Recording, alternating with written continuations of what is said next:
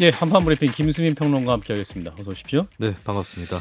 자, 지난 10월 29일 밤 있었던 이태원 참사, 현재까지 피해 상황부터 짚어볼까요? 네, 사망자는 154명으로 집계가 됐습니다. 여성 98명, 남성 56명이고요. 20대가 103명으로 가장 많았고 30대 30명, 10대 11명, 40대 8명, 50대 1명이었습니다. 외국인 사망자는 26명이었습니다. 이란 5명, 중국, 러시아 각각 4명, 미국, 일본 각각 2명, 그리고 태국, 베트남, 스리랑카, 카자흐스탄, 우즈베키스탄, 프랑스, 호주, 노르웨이, 오스트리아에서 각각 1명씩 사망자 발생을 했습니다. 예. 부상자는 중상 33명에 경상 116명을 포함해서 149명이었습니다. 예. 워낙 또 큰 사고가 발생했기 때문에 관련해서 각국의 반응, 외신 보도도 나오고 있는데 어떻습니까? 네, 안토니오 구테우스 유엔 사무총장, 프란치스코 교황이 애도를 표시했고요.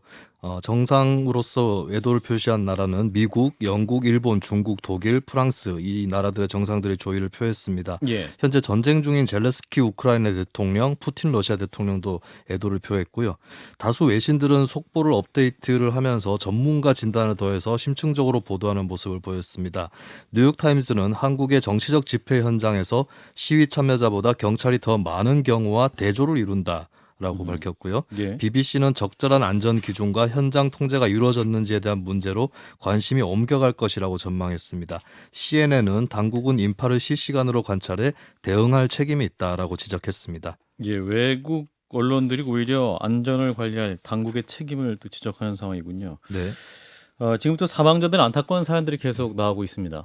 네, 전부 전해드릴 수는 없을 것 같고요. 예. 몇몇 사례를 좀 말씀을 드리겠습니다. 군에서 휴가를 나왔다가 사고 2시간쯤 전에 상관에게 유선 보고를 했던 남성, 그리고 막내 아들로서 생일을 하루 앞두고 있다가 친구들과 만났다가 사망한 남성도 있다고 전해졌고요. 예.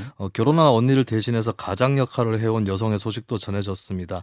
중학생 때부터 아르바이트를 하면서 모친을 간호하고 동생들에게 용돈을 줬다고 하는데요. 취직에 성공했다가 상경했는데 참사를 당했다라고 알려졌습니다.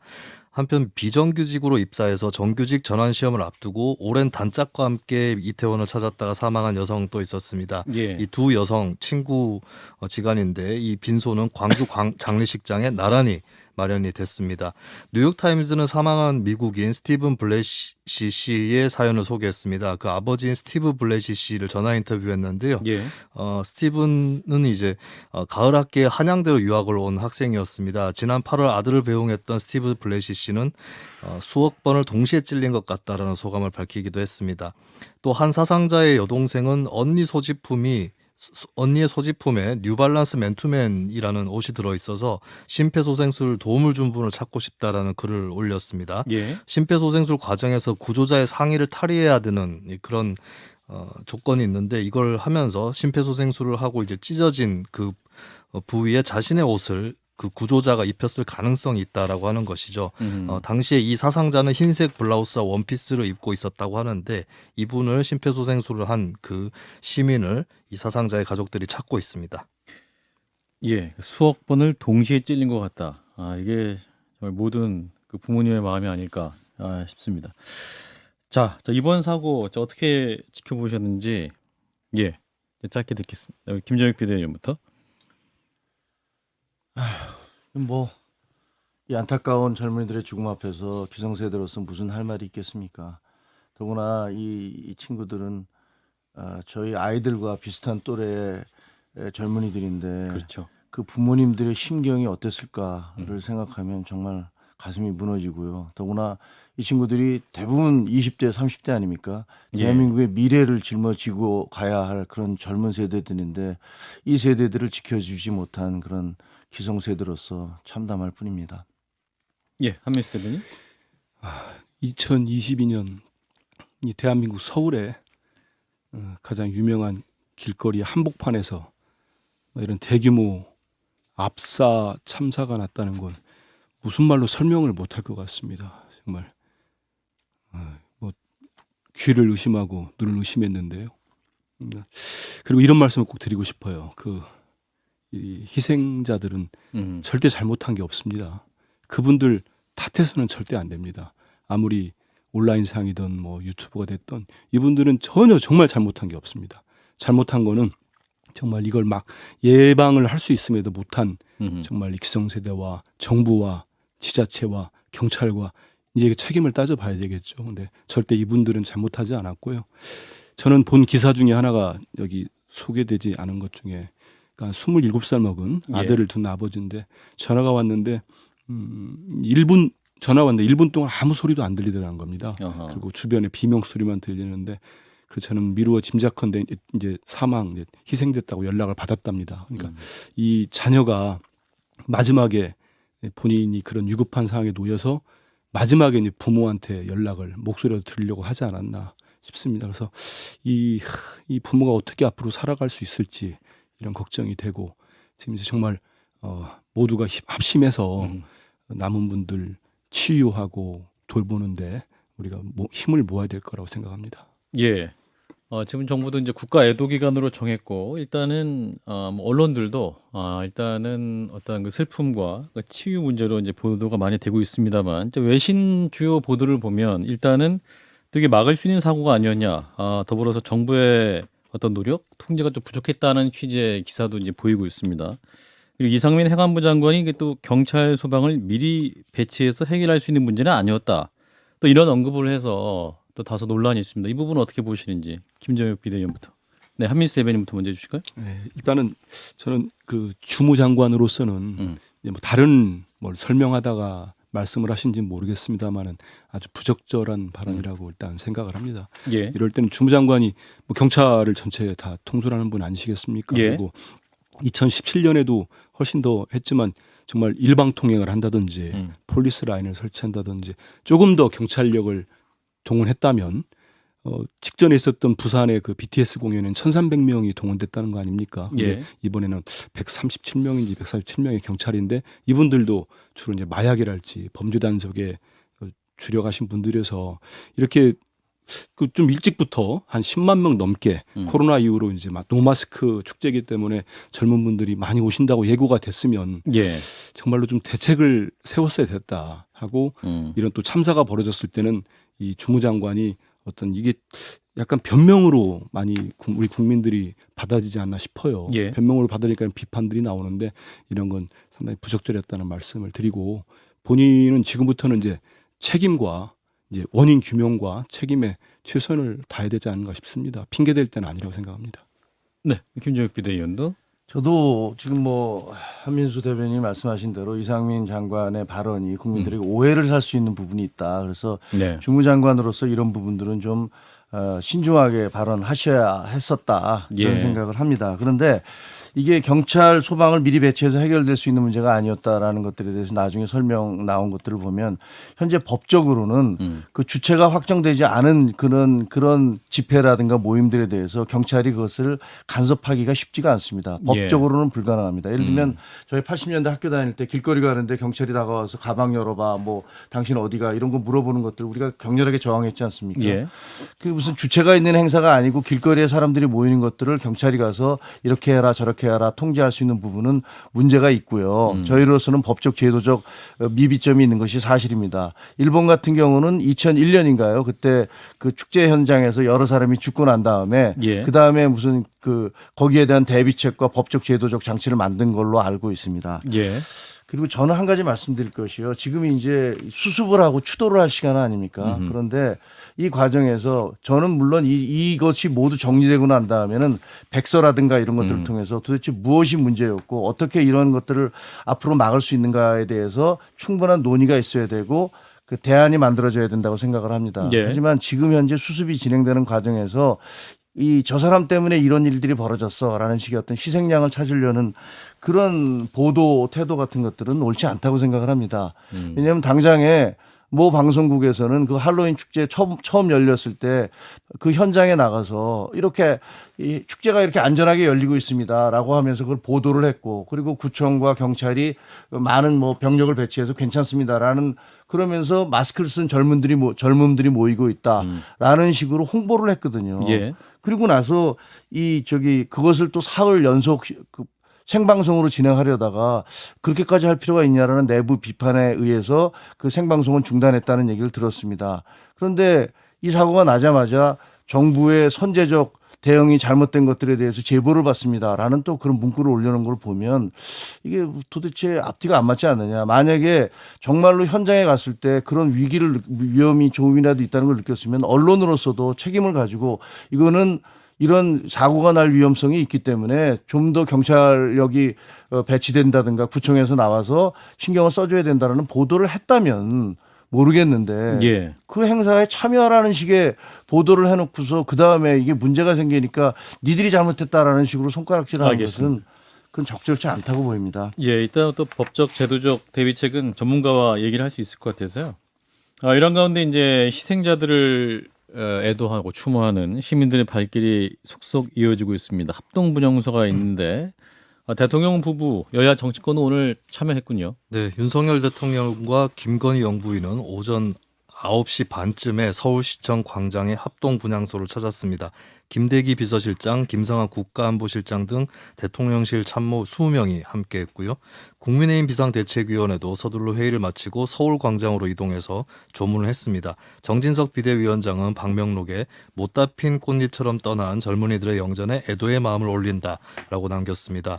더불어민주당 최고위원회도 회의 직후 이태원에 마련된 합동분향소를 찾아 조문을 했습니다. 조문 뒤에는 참사가 벌어진 이태원 일대 골목을 둘러보면서 애도의 시간을 가졌습니다. 예, 11월 5일까지 이제 국가 애도 기간이 선포가 됐는데 전국 곳곳에 축제나 외부 행사가 취소되거나 연기되고 있는 상황이죠. 네, 그렇습니다. 특히 축제가 몰려있던 부산 지역에서 연이어 취소나 연기 결정이 내려지고 있는데요.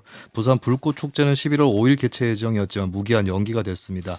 부산 원아시아 페스티벌 K-팝 콘서트도 전격 취소가 됐고요. 예. 기초자치단체가 추진을 했던 여러 축제들도 취소 또는 연기가 되고 있습니다. 한국게임산업협회가 주최하는 11월 17일 개최 예정이었던 지스타 2022 같은 경우는 아직 취소는 하고 있지 않고 조심스럽게 행사를 준비를 하고 있는데요. 다만 일부 행사는 이미 취소가 될 그럴 전망이고 또 취소를 하거나 연기를 할 가능성도 논의를 하고 있는 그런 상황입니다. 제주도에서도 행사 취소가 잇따랐습니다. 한국관광공사 제주지사가 주최 중인 중문 색달 해수욕장에서의 그 헬로윈 페스티벌 마지막 날 일정이 취소가 됐고요. 예. 또 진주 남강 유등축제 같은 경우는 오늘까지 유등만 켜둔 채로 공연 등의 여러 행사들은 전면 취소했습니다. 예, 자, 국가애도 기간을 보내는 모습을 함께 전해주셨고요. 또 하나의 안타까운 소식, 지난 10월 26일에 발생했습니다. 경북 봉화군 광산 외물 사고가 있는데 그 광부 두 분을 구하기 위해서 지금 엿새째 작업이 계속되고 있는 상황 전해주실까요? 소천면 서천리의 아연광산 갱도 레일에서 7명의 광부들이 작업을 하다가 토사가 갱도 아래로 쏟아지면서 매몰 사고가 일어났었습니다. 예. 자력으로 탈출하거나 업체가 구조한 이들이 5명이고요. 현재 각각 60대, 50대인 광부 2명이 연락이 끊긴 상태로 구조를 기다리고 있습니다. 현재 갱도 내 암석을 제거하는 작업이 이루어지고 있는데요. 피해 갱도인 제2수직 갱도에서부터 선로를 깔면서 진입로를 만들고 있습니다. 구조 예정 지점까지는 95m가 더 남아 있어서 수일이 걸릴 전망이고요. 대피 예상 지점에 천공기 2대를 설치하는 시추 작업도 같이 진행이 되고 있습니다. 예. 170m 깊이까지의 구멍을 뚫으면 이 구멍으로, 그러니까 관을 통해서 신호를 주고받고 음식물이라든지 구조약품을 보급을 하는 그런 지원이 가능해지고요. 예. 작업 속도가 지체되자 고립 작업자의 가족들은 브리핑을 통해 전문 구조 인력이 따로 투입되지 않고 회사 소속 작업자들이 매일 고생하고 계신다면서 그분들의 처우와 안전을 지켜달라라고 말했습니다. 예, 그런데 지금 이번 사고에서 업체 측이 그 발생 14시간 만에 119에 신고를 하고 있습니다. 현장 관리에 대해서 뭐랄까 이렇게 좀 대응이 늦은 이유는 뭐라고 보십니까? 김재혁 비대위부터 짚어주시면. 이건 잘못된 거죠. 그러니까 그냥 저희가 추정할 수밖에 없는데 아마 회사 측에서는 5명을 구했으니까 예. 나머지 2명도 구해서 가능하면 시끄럽지 않게 조용하게 넘어가려고 했던 것이 아닌가 이런 생각이 듭니다. 예. 하지만 지금 현재 벌써 뭐 며칠째 지금 엿새째 지금 이 피해자들을 그러니까요. 구하지 못하고 있지 않습니까? 네. 좀 더 빨리 그 신고를 하고 전문 구조단이 투입됐다면 그러면 지금 뭐 결과가 어떻게 될지는 알 수 없습니다만 이분들이 좀 더 그 뭐랄까 구조에 좀 더 용이하지 않았을까 이런 생각이 들어서요. 예. 뭐든지 내가 대충 해버리겠다. 그리고 이걸 덮어두고 그냥 넘어가겠다라는 이런 생각들 이거 잘못된 것이지 않습니까? 그렇죠. 이러면 안 될 거라고 생각합니다. 예. 한민수 대변인. 이게 진짜 그런 것 같습니다. 말씀하신 대로 업체는 아마 이 사고에 대한 책임 문제 이런 거를 처음에 생각하지 않았을까요? 뭐 제 예. 추정입니다만 그런 거다 보니까 빨리 신고를 119도 부르지 않고 신고를 안 한 것 같아요. 근데 여기 또 가족들이 여전히 전문 구조 인력이 따로 투입되지 않고 있다는 얘기는 선뜻 이해가 안 되거든요. 예. 벌써 엿새가 됐기 때문에 빨리 이거는 해야지. 이건 이 역시 이번에 이태원 참사 비슷하게 안일한 대응을 한 것 같습니다. 보니까 이태원 참사가 제가 들어오기 전에 어떤 보도를 보니까 진짜 지난 26일부터 벌써 경찰하고 관련 구청이랑 회의를 했답니다. 사전 회의를. 예. 그래서 그 이번에 참사가 일어난 곳에 다 CCTV가 있기 때문에 충분히 모니터가 가능했는데 너무 좀 안일하게 그것도 대응을 한 거죠. 그래서 이미 29일 날 참사가 났는데 28일 날 너무 많이 모이고 있다. 그리고 뭐 속속 뭐 이렇게 제보들이 많이 왔다는 거예요. 예. 그 제보가 됐을 때만 하더라도 뭐 정부나 경찰이나 좀 더 적극적으로 했다면 정말 이런 끔찍한 참사를 막지 않을 수 있을까 이런 생각이 듭니다. 예. 자, 참사 관련 얘기 잠시 후에 전문가가 더 얘기를 해보고요. 러시아 얘기를 좀 잠깐 해보겠습니다. 흑해 곡물 수출 협정 참여 중단을 선언했는데 이것 때문에 이제 우크라이나 곡물 수출 중단 위기로 국제 곡물 시장도 요동치고 있는 상황이죠. 네, 흑해 곡물 수출 협정 거슬러 올라가서 돌아보면 지난 7월 22일에 유엔과 튀르키예의 중재로 러시아와 우크라이나가 전쟁 개시로 봉쇄된 흑해 항로의 안전을 보장하고 안전 통로로 양국의 곡물과 비료를 수출하는 데 합의를 했었습니다. 우크라이나가 흑해 3개 항구로 농산물 수출을 재개하면서 수출량이 전쟁 전으로 회복되고 세계 곡물 가격도 다소 안정이 됐었는데요. 예. 협정 기한은 11월 19일까지였습니다만 러시아가 전격적 이행 중단을 선언했습니다. 우크라이나가 러시아군 흑해 함대를 공격했다는 것이 그 이유였는데요. 예. 하지만 식량 무기화가 아닌가 의심을 또 받고 있습니다. 또 한편으로는 자국 곡물의 수출을 늘리려는 카드다라는 해석도 나옵니다. 예. 이 또 사건을 보면서 식량 안보 문제 다시 새롭게 대두되고 있는 것인데 이런 가운데 러시아는 그 전쟁의 최종 종전 결정권 미국에 있다라고 밝히고 있네요. 네, 러시아 크렘린궁의 드미트리 페스코프 대변인이 우크라이나 미국의 지시대로 행동하고 있기 때문에 회담을 미국과 먼저 개최해야 한다라고 강조했습니다. 우크라이나와는 어떤 것도 논의하는 것이 불가능하다라는 주장도 했는데요. 한편 미국의 바이든 행정부는 협상 여부는 우크라이나가 결정할 문제라면서 거리두기를 하고 있는 상황입니다. 미국 일부 국회의원들이 직접 협상을 정부에 촉구를 했지만 중간 선거를 앞두고 하루 만에 철회를 하는 그런 상황도 있었고요. 예. 러시아 정부의 이런 메시지는 미국 정부를 결국 압박하는 것으로 해석이 되고 있는데 정상회담 성사를 두고 11월 15일, 16일 인도네시아 발리에서 열리는 G20 정상회의가 주목되고 있습니다. 바이든 대통령은 이 G20 정상회의 참석 계획이 분명히 있고요.